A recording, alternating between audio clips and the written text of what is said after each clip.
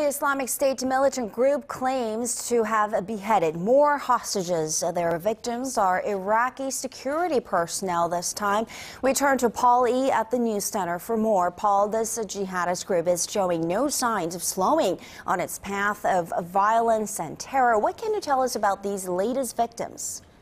Well, in a series of graphic images posted online, these militants brutally execute 3 captives identified as an Iraqi police officer and 2 soldiers.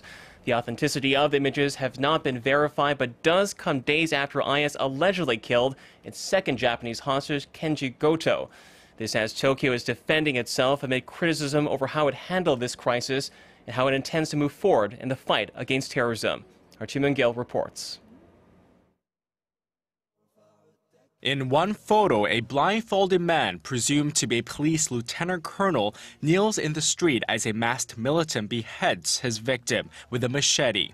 Another photo shows an overweight masked militant struggling to behead a man identified as a captured Iraqi soldier. A second soldier was beheaded at the same location. If the photos are authentic, the killings would come just a day after the extremist group beheaded Japanese journalist Kenji Goto. A Jordanian pilot also being held by IS is facing the same gruesome fate as Mr. Goto. The pilot's father has appealed to the extremist group to spare his son's life. We appeal to Islamic State in Iraq and Syria and ask them in the name of God and His Prophet, peace be upon him, and with the nationality of religion, the blood, to secure the life of our son, the pilot Muathal Kasespe, and be gracious to release him. The pilot was captured after his jet crashed in northeastern Syria in December during a bombing mission against IS. Islamic State has called for the release of Iraqi woman Sajida Rishawi, a would-be suicide bomber, in exchange for the pilot's life.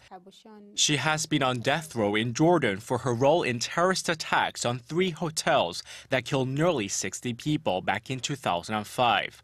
The UN Security Council on Sunday condemned Islamic State's execution of Japanese freelance reporter Kenji Goto.